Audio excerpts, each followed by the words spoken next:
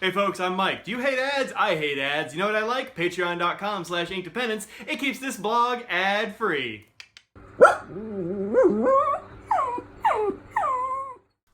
Hey folks, welcome to inkdependence.com. I'm Mike, and this is what we're talking about today. This is a specimen bag. Does not actually have a biohazard in it, but this is from Additive Pens. And Additive Pens likes to have a little bit of fun with their packaging, I think. So we get this biohazard specimen bag. Inside this bag, you get a tube. This tube generally has the pen body in it. I have the pen over here, so it's not in there right now. You also get a syringe. This is a blunt syringe. This is actually something that every fountain penner probably ought to have in their kit, maybe at home. Like, don't maybe carry it around. I don't know. But these are super useful for filling up pens and cartridges and all kinds of things. And you're going to need it because this is an eyedropper pen. And lastly in the package here is a tub of silicone grease. This is the kind of silicone grease you should be using for like sealing up eyedropper pens, and not like this. So this is what comes from TWSBI, which is like a lubricant sort of thing. This is way better for sealing up pens, so don't get these two confused. Although this is pretty much, there's plenty left in here. This is good for pistons and stuff. It's not great for sealing up eyedroppers. But this is maybe a lifetime supply. Like you take a finger, like a, what do you call it, thing you do, toothpick, things you pick your teeth with, and you like just get a little dab on there and you put it around the threads in a couple of places, and that'll seal it up good. So that's all good. All right, let me move all this stuff off to the side. So here's the pen.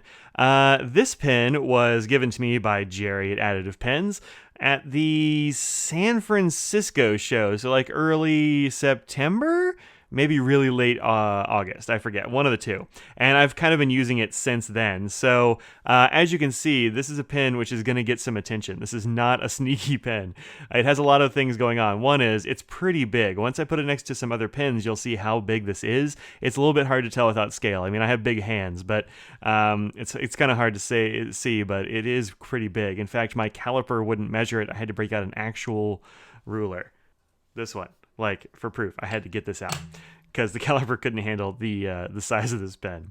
Secondly, you'll notice that it has this really cool thing going on in the barrel, and that is the double helix. So this is the ACP6 double helix. ACP is Additive Collaboration Pens, and it's got a double helix in here. The 6 is because this is like version 6 of this pen, which tells you they've been doing a lot of work on this thing to get it going.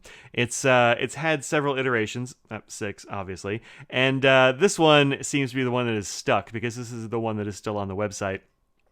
They had problems to overcome, like how do you make this barrel such that it looks really cool and functions real well. That is, we got to keep ink from getting stuck back here and not coming here. You've got to make sure that it doesn't stain and such. You've got to make sure that it looks clean on the inside.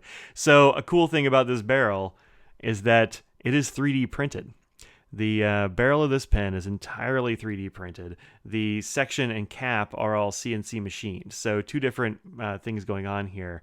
I think one of them is done in Canada and the other one is done in the States, and I forget which one's which.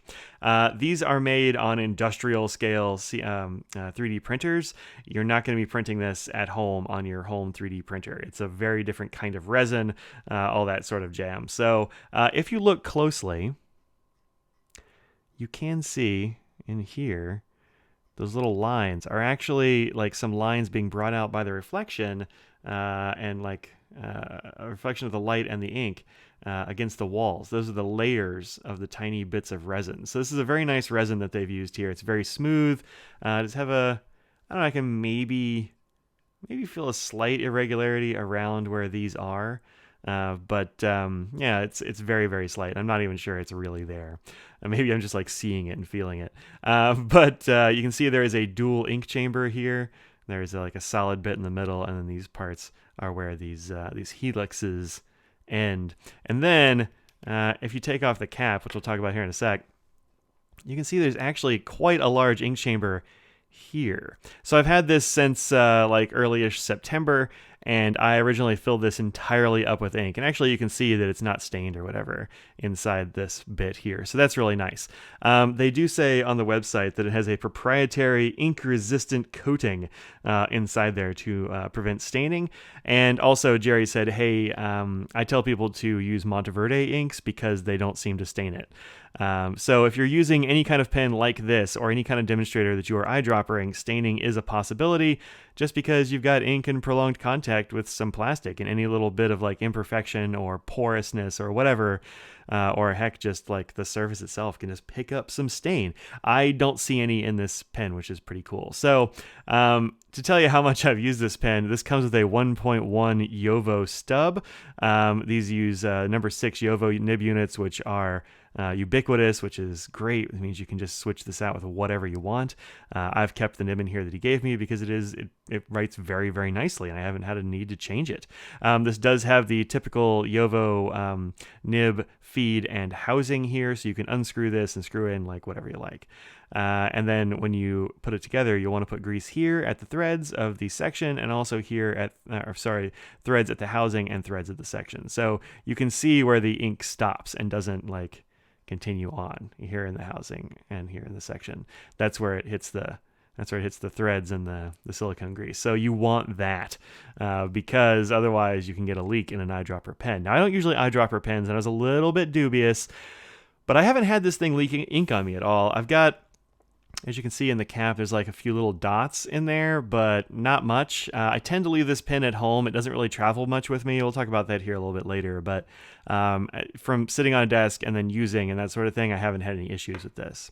So the way that I filled this actually was that I set it up as an eyedropper with the grease and stuff, and then I took out the section and housing and stuff, and I just filled up this whole thing with ink.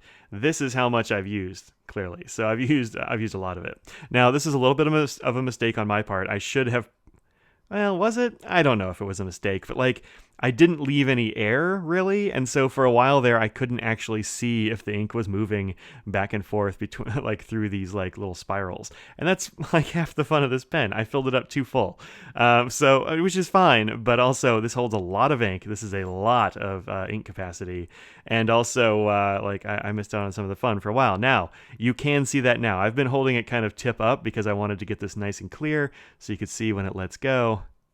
Get a little bit of a flick. Come on, let's go. And zoop, there it goes. Actually, there's enough ink that when it hits the bottom here, you can feel it. Like it's kind of a thunk, which is pretty fun, honestly. And then now you can see the inside of these swirls in the double helix. There is a little bit of ink there. There is a little bit of ink like stuck up in here maybe, or maybe it's just kind of coated the bottom. But yeah, it looks pretty good. Looks pretty good, and it is fun to have this sort of swirl. You'd have to give it a little bit of a jostle to get it to go. There we go. And that's going to have a lot to do with your ink surface tension and things like that, as well as the swirl itself. But it does seem to work pretty well most of the time. Sometimes it takes a little bit of time, and then like it breaks that surface tension and it goes shunk while you're writing. Like have a little bit of a thunk. It feels like, which is frankly quite fun. I like it a lot. You can see here the fins of the feed are pretty clear. There's a little bit of ink in there, perhaps, on the bottom, but not a lot. Like I said, I haven't had any problems with this pen burping on me yet, which means that this whatever resin they're using back here, or maybe just the fact that it's got so much clearance, is keeping it from heating up the air inside the barrel and forcing ink out. Because I have fairly warm hands, it seems, and so sometimes eyedropper pens will burp on me. But this one, I haven't had that problem with. The only other pen that I've had that much luck with is the franklin-christoph antique glass finish, which this is perpetually eyedroppered, and I never have a problem with this thing burping on me. So that's good. Good job, Additive Pens. All right, so some pros and cons and that sort of thing. They'll do a writing sample, and then I'll put the measurements at the end. So pros and cons. One is this is a really cool design. I mean, this thing looks dope. It gets noticed wherever I go. There we go, break that tension.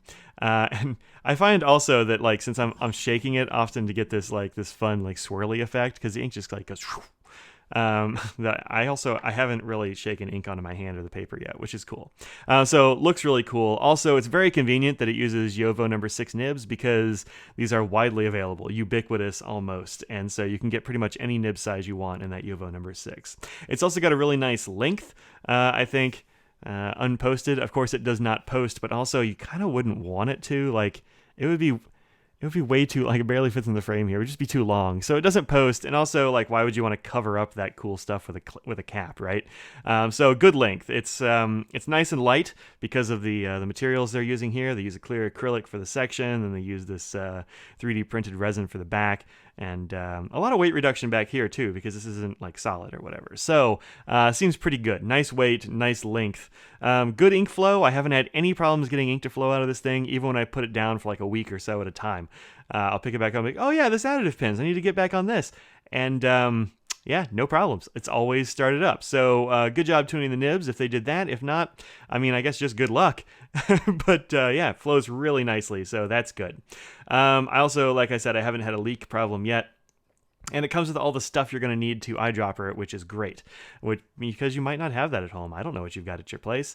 Almost lastly, penultimately, it has a big ink capacity. So if you're a person that wants a lot of ink capacity because you do a lot of writing, or you just kind of basically want to know how much ink you have in a pen, this is a really good one for that because it carries a lot of ink, and you can tell when it's gonna run out. Like, that's not going to be mysterious at all. And lastly, it's fun. This is a fun pen. Look how fun this pen looks. Like, you take this out in a meeting or in class or something, and people are like, whoa, what's that? And I think that's pretty cool. All right, so cons. It doesn't post. I like to post my pens sometimes, but if I don't always. Just like, it depends on the pen. I'm not like addicted to one way or the other. So if you're a pen poster, you're like, I can't have a pen that doesn't post. Well, this is not going to be the pen for you. Likewise, it doesn't come with a clip. So if you are a person that says, I always have to have a clip, well, that's not going to work out for you either, right? So it also doesn't have a flat side. I think maybe that could help. Like, maybe put a flat side in the cap or something so it doesn't roll away. I don't know. Aesthetically, it might not be pleasing. So there's that. Also, sometimes early on, and I haven't had this problem in a while, so maybe I just had too much ink in there or something. I was getting ink stuck up in here, and I couldn't get it to come down in an easy way. So that could be a problem. I haven't really had a problem with that. Also, it's got this O-ring in here, which is nice. A lot of people throw in an O-ring when you eyedropper a pen because it's supposed to be an extra bit of leak protection. But really, if you use silicone sealant here at the threads and you do it right, I mean, there's no ink penetration on those threads really at all. Like, there's like maybe one or two threads up here got some ink on them, but the rest of this, clear and clean. So as long as you do that, you don't really need the O-ring. They could have left that out. That said, since I'm using a dark ink, I don't really notice it because it just blends in with the bands and such. So not a big deal. It's also a really long pen to carry around. This is big. This is a big pen. And I think they could have saved some of that in the cap. So you can see here at the top that there's a lot of space in this cap, which just isn't really being used. So unlike, say, this franklin-christoph Pocket 66, where the nib goes almost up to the top of the cap, but like, that's it. There's like this little bump up here that doesn't have a nib in it, but that's kind of it. And it just ends, right? On this one, you've got this whole assembly up here, and I think this looks pretty nice. They could have just like put a flat top in there, just like shunk, done. But they put this whole assembly up here with like an extra set of screw threads, and like you can screw on the finial. This is solid. It isn't going into the pen anyway, so they could just like, I feel like they could have just knocked that off right there. And I think it would have been fine. Maybe it's there for symmetry's sake or something like that, because this is a very long pen, and they're like, well, maybe we need a longer cap. Or maybe they're thinking they could put a clip on here at some point, although they haven't put in grooves or anything for it. But I suppose that's a possibility. You do have the Additive Pens like double Helix logo up here in the cap, but you could have etched that on here anyway, I think. So I think this bit up at the top is kind of superfluous, and like if I have to gripe about something on the design of this pen, I think just like get rid of this extra. I don't know, how much is that? That's half inch. Yeah, it's about half an inch. Could have saved half an inch on this pen and made it 6 inches long-ish. We'll go ahead and talk about the lengths right now. Capped, this is 6.7 inches long, and I had to bust out the ruler for it because my calipers couldn't handle it. It was too long. My calipers only go to like 6.1 or 6.2 or something like that, and this is 6.7. So if you had gotten rid of this extra half inch up here, you could have been way closer to 6 inches. Also, uncapped, it is 5.95 inches. Whoa, here's the other bit, which I haven't had happen to me in a while, and that is that since this threads onto the section and not the barrel, and I get why they did that. That means if you over tighten the cap, and it looks like I just did, it can be difficult to unscrew, without also unscrewing the barrel. So I just got to screw the barrel on tighter and then try to get the cap to come loose. One sec.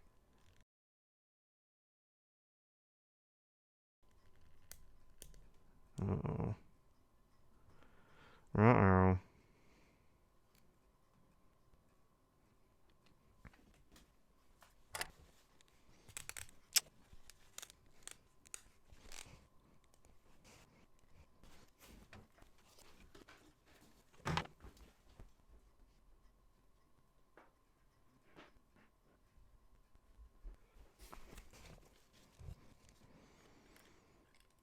Okay, so this is my only real problem with this pen, is that I had to go and get a one of these, a paper towel, and I had to go get my section pliers in order to get this to come out of there. And while I was doing that, I had this other piece, which I just stuck into a pen well because, like, I don't want it to roll around. I'm gonna get the ink off of this thread here. And you got to do all this, like, very carefully or else you get ink everywhere. There we go. All right. And so, like, this is the problem, is that I haven't had that happen to that extent before, but yeah, you got to keep this screwed on tight and be mindful of how tight you're screwing this thing on, because you don't want to be in the situation where you have to, like, go and get tools to deal with your pen, and now my fingers are inky. So there you go. All right. So that's the biggest con here, I think, is that sometimes that happens. Although, to be honest, like, of course that happened on film. It's like the only time I've had that big of an issue. Usually I just kind of, like, am careful, and you can do it. But yeah, it was not coming out. So yeah, if they wanted to make a big improvement, I would say get rid of this cap bit here, or make it, like, longer down here and let it thread onto the barrel itself, because yeah, well, you don't want that to happen. That sucks. Or have more of the section exposed, so you can grab some of the section if that happens. I'm not sure. Look, I'm not a designer, but, like, that's a little bit of issue there. All right, let me go grab some paper, and we'll do a writing sample and show it next to a bunch of other pens. BRB. Okay, so here we have some Rhodia. This ink that I've had in here is Monteverde's Jade Noir, which since Jerry asked me to use Monteverde inks in here, yeah, no big deal. I have a bunch of those and I like them. This ink is a very nice one.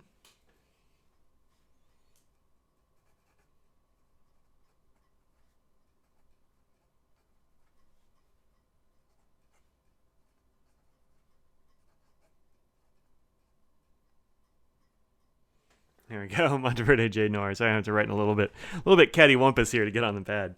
And this is the Additive Pens.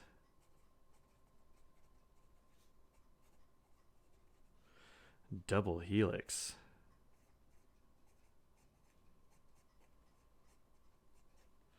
This is a 1.1 stub from Yovo.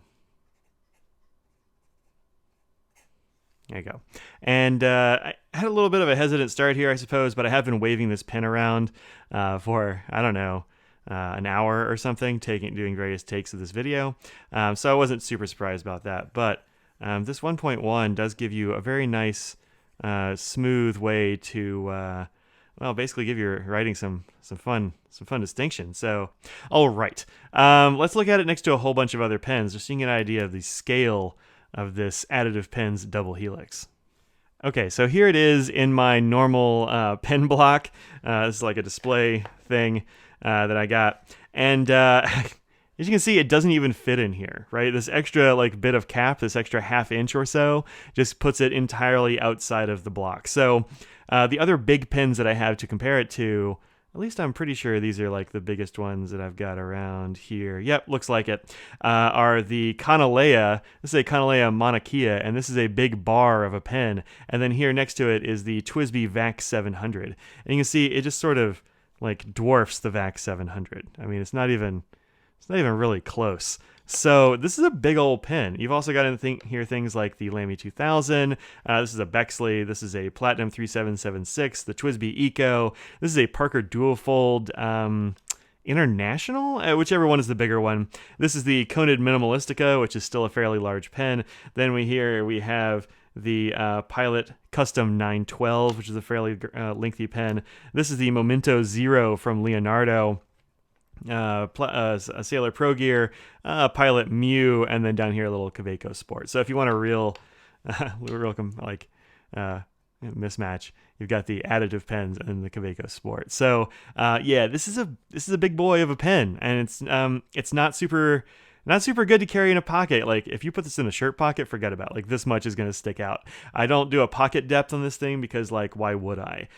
There's no clip or anything. So it's almost 7 inches long, capped, just about 6 inches long, uncapped, and then the section diameter, which is here, which is what I was going to talk about right before we got that like technical difficulty, which gave me inky fingers. This is between 10.9 and 11.9, so there is a fair bit of widening here at the section, which is nice. 10.9, perfectly comfortable size.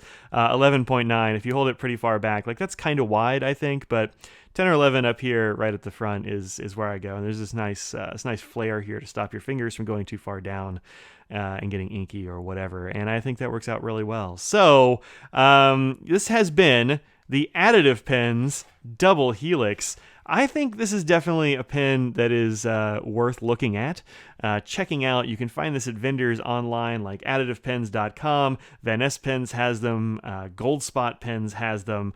So go find yourself an Additive Helix if this is your jam and you want a pen that does this.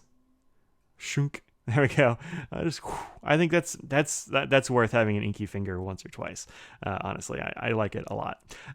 So check this thing out. It goes for $180 across the board. That seems to be the price for this thing everywhere. And I think for what you're getting, which is a really interesting 3D printed barrel, a machined cap and section, Yovo nib. And they also say that if anything ever goes wrong with your pen, let them know and they'll fix it or replace it. So I haven't had to have any warranty work done. I haven't actually heard from anybody who has. But Jerry seems like a good dude, so I think he'll probably take care of you. All right, so this has been Additive Pens. I'm Mike. Thank you very much, Jerry, for giving me this pen to try out and to show off, because this is a fun pen to take to gatherings. It gets noticed, and it's good to have on your desk. Okay, I will see y'all later. Peace out.